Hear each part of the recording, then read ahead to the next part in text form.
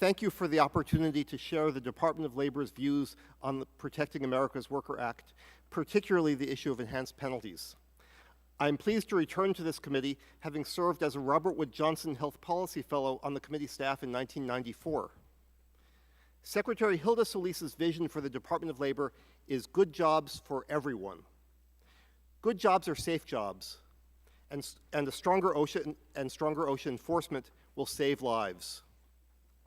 In 2001, a tank of sulfuric acid exploded at a Delaware oil refinery, killing a worker named Jeff Davis. His body literally dissolved in the acid. The OSHA penalty was only $175,000. Yet, in the same incident, thousands of dead fish and crabs were discovered, allowing an EPA Clean Water Act citation of $10 million. How can we tell Jeff Davis's wife and his 5 children that the penalty for killing fish and crabs is 50 times higher than the penalty for killing their husband and father? Most employers want to do the right thing, but many others will comply with OSHA rules only if there are strong incentives to do so.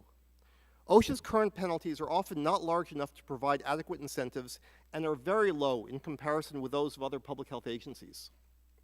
Currently, serious violations, those that pose a substantial probability of death or serious physical harm, are subject to a maximum civil penalty of only $7,000.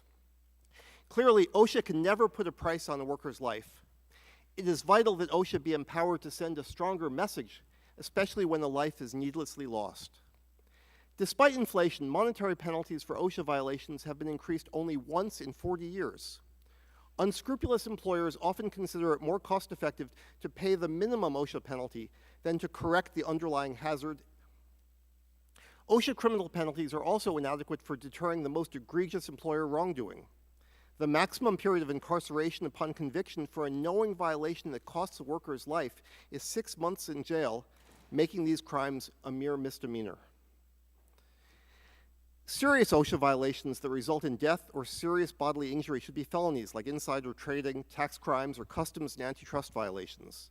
Employers who refuse to comply with safety and health standards, determining, rather, that it is worth the financial risk, will think again if there's a chance they will go to jail.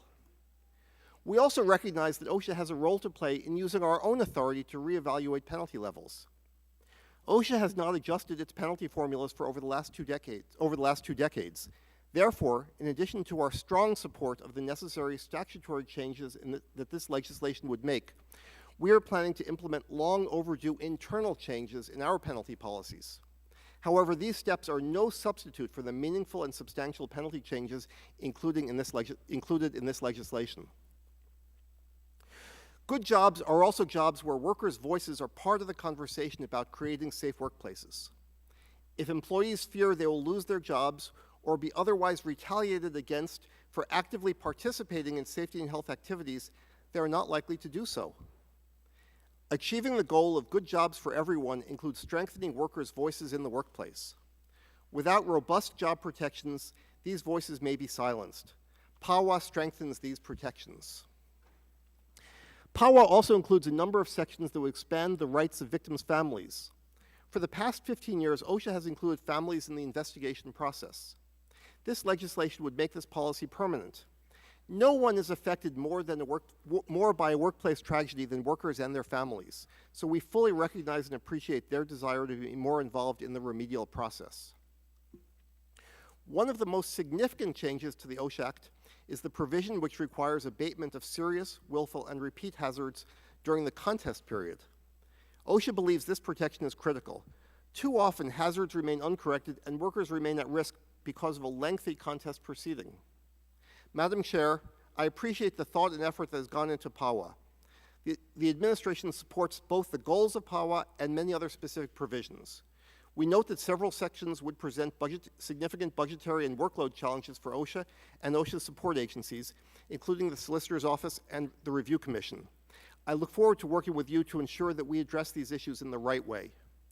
Thank you again for the opportunity to testify today. I request that my written testimony be entered into the record, and I'm happy to answer your questions.